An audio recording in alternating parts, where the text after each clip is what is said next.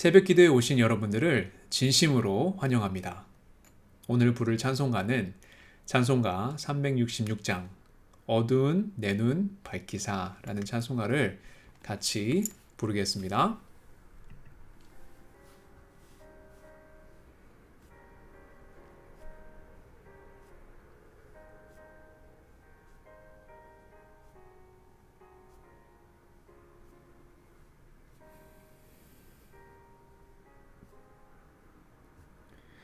어두운 내 눈 밝히사 진리를 보게 하소서.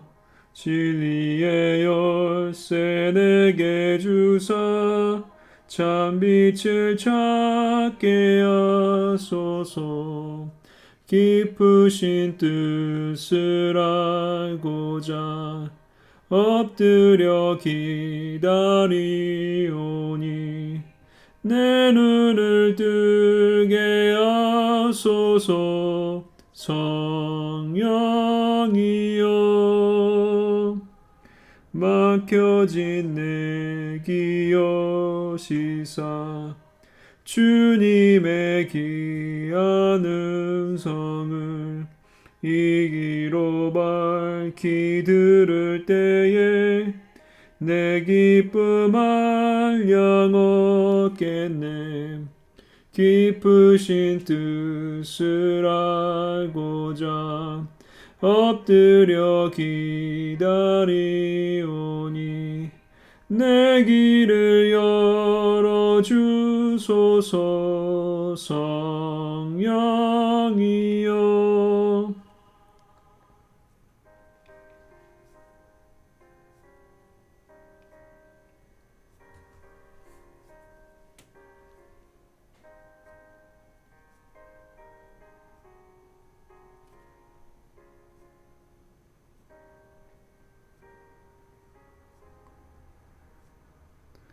봉해진 내 입 여시사 복음을 널리 전하고 차가운 내 맘 녹여주사 사랑을 하게 하소서.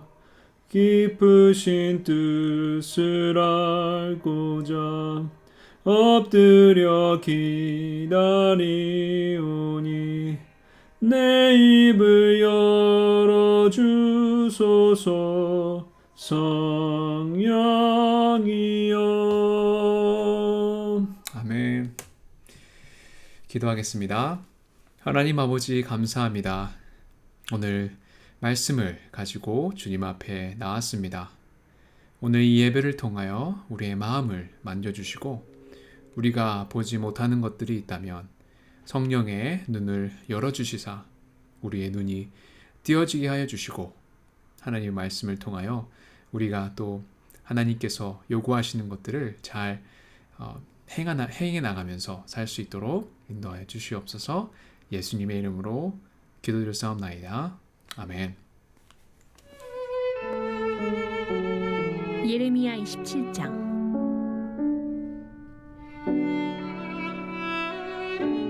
유다의 왕 요시야의 아들 여호야김이 다스리기 시작할 때에 여호와께서 말씀으로 예레미야에게 임하시니라. 여호와께서 이와 같이 내게 말씀하시되 너는 줄과 멍에를 만들어 내 목에 걸고 유다의 왕 시드기야를 불러 예루살렘의 온 사신들의 손에도 그것을 주어 에돔의 왕과 모압의 왕과 암몬의 자손의 왕과 두로의 왕과 시돈의 왕에게 보내며 그들에게 명령하여 그들의 주에게 말하게 하기를 만군의 여호와 이스라엘의 하나님께서 이와 같이 말씀하시되 너희는 너희의 주에게 이같이 전하라.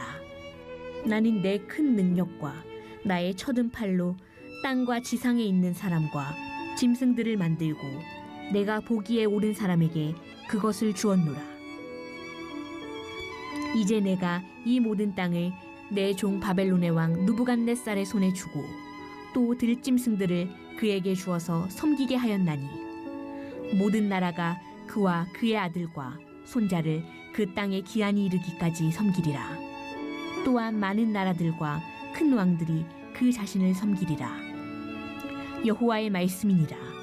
바벨론의 왕 느부갓네살을 섬기지 아니하며 그 목으로 바벨론의 왕의 멍에를 매지 아니하는 백성과 나라는 내가 그들이 멸망하기까지 칼과 기근과 전염병으로 그 민족을 벌하리라. 너희는 너희 선지자나 복술가나 꿈꾸는 자나 술사나 요술자가 이르기를 너희가 바벨론의 왕을 섬기게 되지 아니하리라 하여도 너희는 듣지 말라. 그들은 너희에게 거짓을 예언하여 너희가 너희 땅에서 멀리 떠나게 하며 또 내가 너희를 몰아내게 하며 너희를 멸망하게 하느니라. 그러나 그 목으로 바벨론의 왕의 멍에를 메고 그를 섬기는 나라는 내가 그들을 그 땅에 머물러 밭을 갈며 거기서 살게 하리라 하셨다 하라. 여호와의 말씀이니라 하시니라. 이번 주부터 우리는 예레미야서를 펴놓고 하나님의 말씀을 나누고 있습니다. 예레미야 선지자는 흔히 눈물의 선지자다라고 이야기하는데 그는 이스라엘 백성들이 타락한 상황에서 하나님의 말씀을 대언하는 참된 종이었기 때문에 예레미야는 눈물의 선지자가 되지 않을 수 없었습니다. 그는 눈물로 하나님을 섬겼습니다. 이스라엘 백성들이 타락의 길로 빠져드는 상황에서 하나님을 대면하면서 눈물로 하나님의 말씀을 선포한 자가 바로 예레미야였습니다. 오늘 말씀을 보면 왜 예레미야가 눈물의 선지자인지 조금은 알 것 같습니다.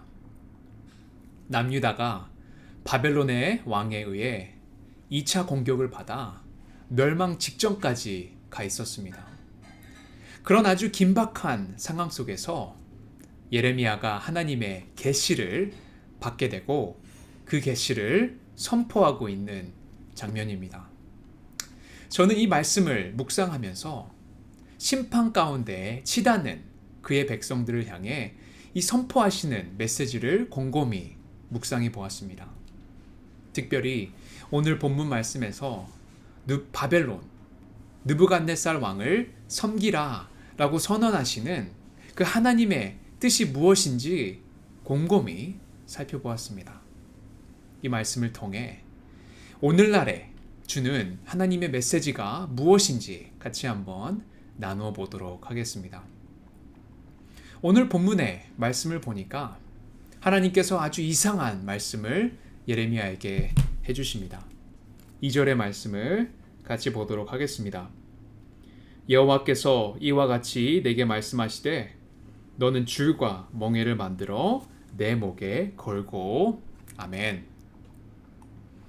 예레미야는 하나님으로부터 줄과 멍에를 만들어 목에 걸라는 명령을 받았습니다.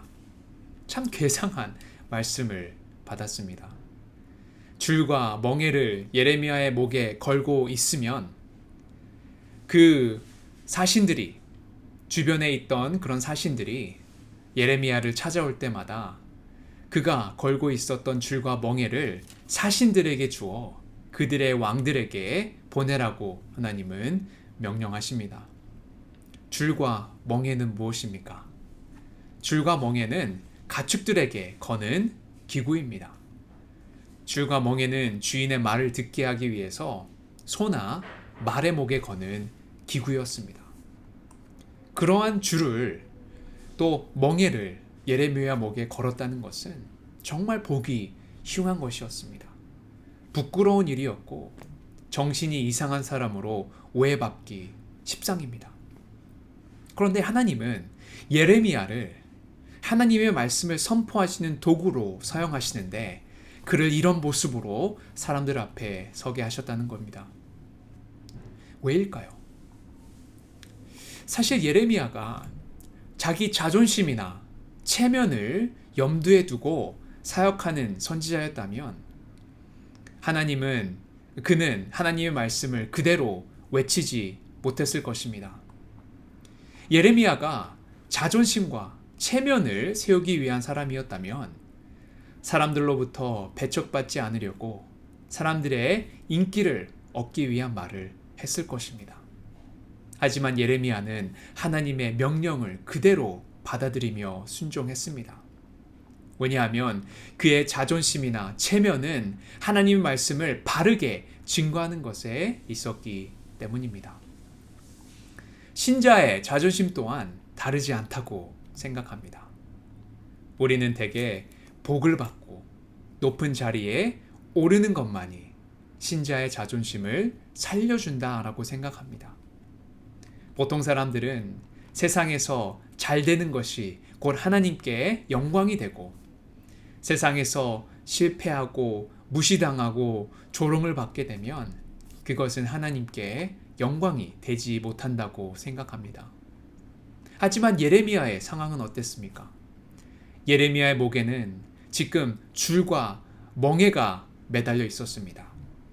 그는 가장 낮은 자리에서 조롱을 받고 있었습니다. 하지만 그런 예레미야의 모습을 통해 하나님께서 영광을 받고 계신다는 것을 꼭 기억하시기 바랍니다.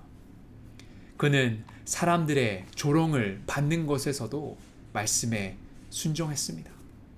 말씀을 외치라고 하면 외쳤고 줄과 멍에를 목에 걸라고 하나님께서 말씀하시면 그는 과감히 목에 걸었습니다. 예레미야는 하나님의 말씀이 곧 자신의 삶이었습니다. 그리고 그는 자신이 어떤 위치에 있는가를 너무나 잘 알고 있었습니다.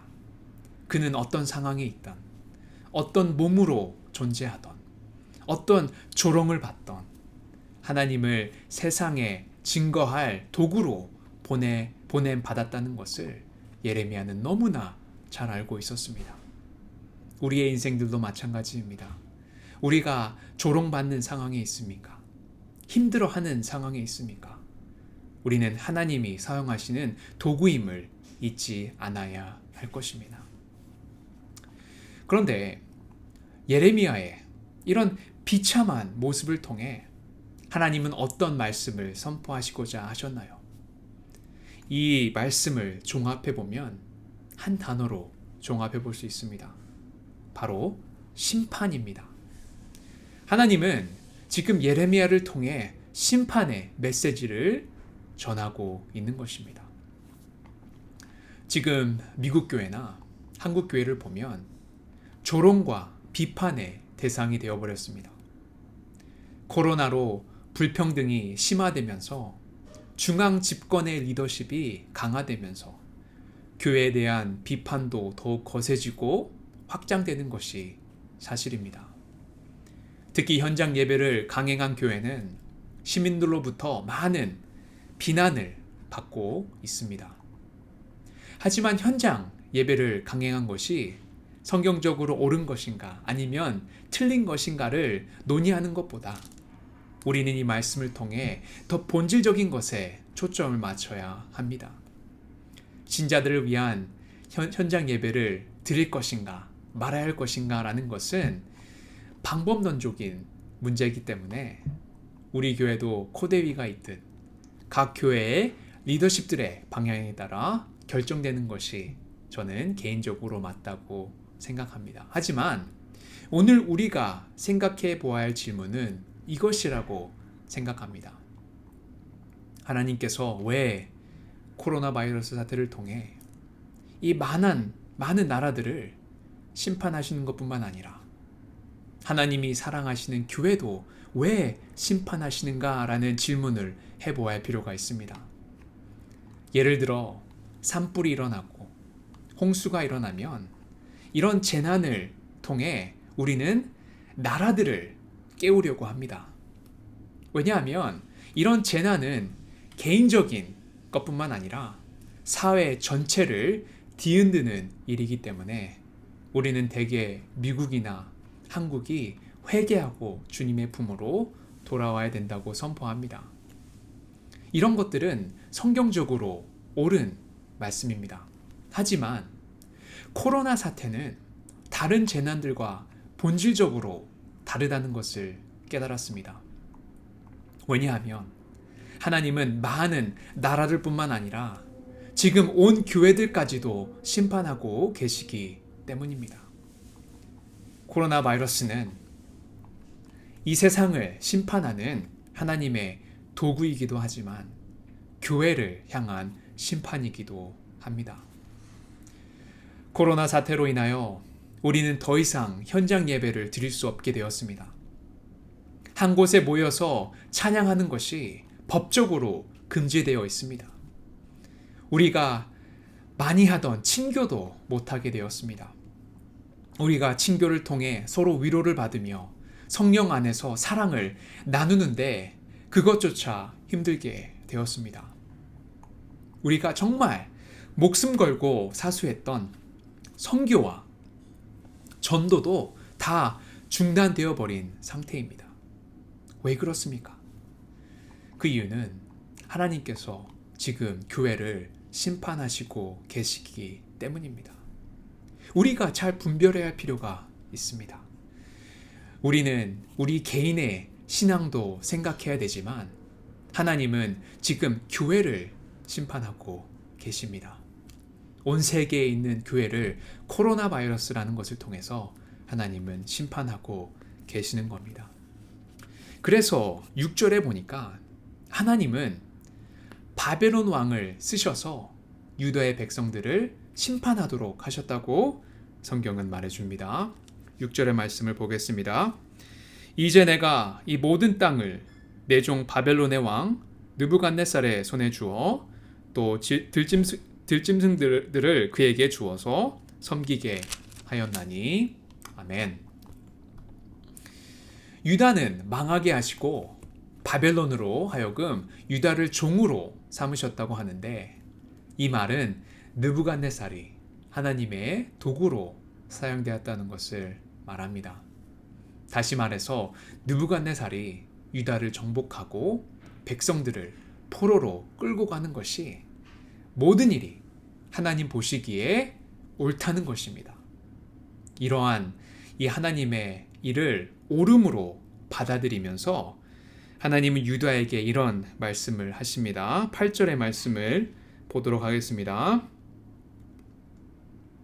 여호와의 말씀이니라 바벨론의 왕 느부갓네살을 섬기지 아니하며 그 목으로 바벨론의 왕의 멍에를 매지 아니하는 백성과 나라는 내가 그들이 멸망하기까지 칼과 기근과 전염병으로 그 민족을 벌하리라.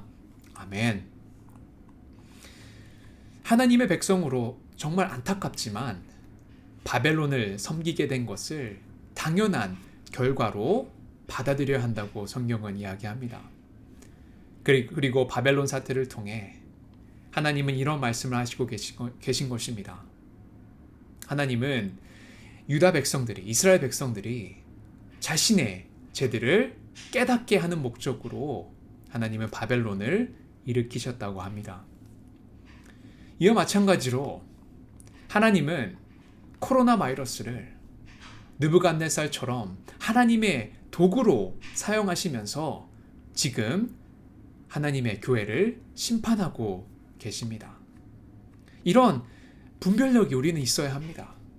코로나 바이러스는 하나님으로부터 온 병입니다. 그리고 그 병은 교회까지도 지금 심판을 하고 있는 것임을 명심해야 할 것입니다. 이런 말씀을 묵상하면서 우리는 세 가지를 기억해야 할 것입니다. 첫째는 아까 말씀드렸다시피 하나님은 이스라엘의 죄와 일어나는 모든 일이 한 개인의 불순종보다는 신자 전체의 불순종의 결과임을 깨닫게 하시려는 목적이 있었다고 성경은 이야기합니다. 우리는 회개해야 합니다.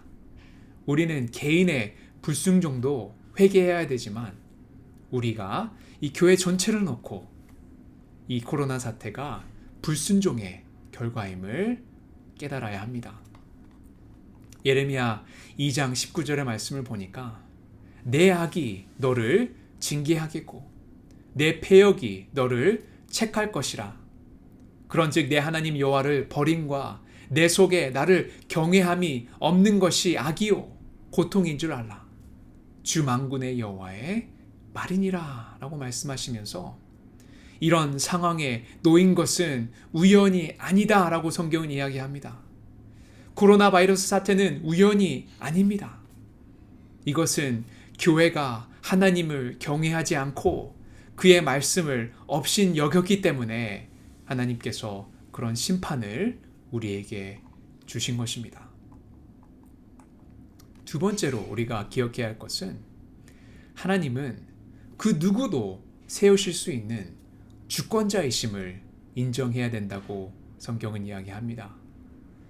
이스라엘 백성들은 하나님께서 그들에게 베푸신 사랑과 돌보심을 잊어버린 상태였습니다. 하나님의 그 주권을 잊어버린 상태여서 세상적으로 마음이 다 굳어져 버린 상태였습니다. 우리도 이런 모습이 아닌지 다시 한번 생각해 보아야 할 것입니다. 마지막으로 세 번째는 우리가 진정으로 하나님의 뜻을 구하는지 하나님께서 보시고자 이 심판을 내리셨다고 합니다. 이스라엘 백성들 앞에 하나님의 심판이 임한 것은 정말 하나님의 뜻을 온 마음과 온 뜻을 다해 깨달았는지, 그리고 힘썼는지, 그리고 그런 심판이 임했을 때에 그들은 하나님 앞에서 하나님의 뜻을 구하고 있는지 하나님께서 보시고자 이 심판을 내리셨다고 합니다. 한번 여러분들의 개인적인 삶을 한번 생각해 보시기 바랍니다. 정말 우리가 나름대로 인생을 열심히 살았다고 생각하지만 우리가 얼마만큼 하나님의 뜻을 분별하고 제대로 파악했는지 한번 생각해 보시기 바랍니다. 저는 목사로서 많은 회개가 있었습니다. 왜냐하면 저는 열심히 사역했다고 생각했습니다. 저는 열심히 하나님께서 주신 것들을 잘 이행했다고 생각합니다. 하지만 얼마만큼 그런 것들이 하나님의 뜻이었는지 우리가 제 자신이 기도하고 주님 앞에 나왔는지, 저 같은 경우에 이런 질문을 제 자신에게 했다면 정말 자신이 없는 것 같습니다. 많은 그리스도인들이 하나님의 뜻을 분별하기가 힘들다고 말하는데 정작 우리의 인생들을 보면 많은 일들이 있지만 하나님의 뜻을 분별하는 것은 굉장히 쉽다고 생각합니다. 물론 힘든 고민도 분명히 있겠지만 보통 우리가 겪는 이런 인생들을 볼 때 하나님의 뜻을 알기가 참 쉬운 것 같습니다. 우리가 잘 아는 빌리 그레이엄 목사님에게 평생 3번의 큰 유혹이 있었다고 합니다. 한 번은 큰 대학교의 총장으로 와달라는 청빙이 있었고, 한 번은 상원 의원으로 출마하라는 제안이 있었다고 합니다. 한 번은 미국의 부통령으로 출마하라는 제안이 있었다고 합니다. 그러나 그런 많은 유혹들 간에서도 자기 자신을 돌아봤을 때 그런 것들은 자기의 영광을 위한 것임을 알고 쉽게 거절할 수 있었다고 합니다. 우리는 하나님의 뜻을 아는데도 불구하고 그렇게 살지 못하는 경우가 참 많은 것 같습니다.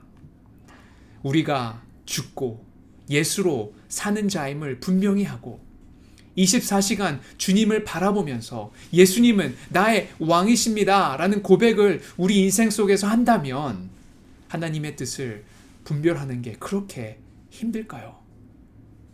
그렇지 않다고 저는 개인적으로 생각합니다. 우리의 문제는 하나님의 뜻을 들을 준비가 되지 않았기 때문에 하나님은 지금 교회를 심판하는 것이 아닌가라는 생각을 합니다. 결론을 맺겠습니다. 오늘날 코로나 사태를 체험하면서 우리는 예레미야의 같은 자세를 취할 필요가 있습니다. 우리의 자존심은 다 내려놓고 하나님께서 명령하셨듯이 예레미야가 자기의 자존심을 내려놓고 줄과 멍에를 메었듯이 우리도 회개의 굵은 베옷을 입고 주님 앞에 나아가야 되는 줄 믿습니다. 우리 안에 회개의 영이 임해야 되는 줄 믿습니다. 그리고 이런 말씀을 생각하시면서 다시 한번 이 세 가지를 기억해 보시기 바랍니다. 첫째, 여러분들은 죄를 놓고 얼마만큼 씨름하십니까? 회개하십니까? 두 번째는 여러분들은 선하신 하나님의 주권을 이해하고 그 주권 아래 순종하며 사시고 계십니까?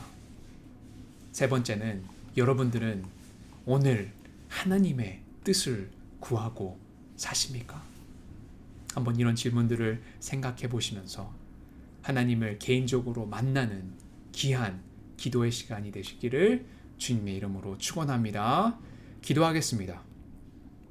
하나님 아버지 감사합니다.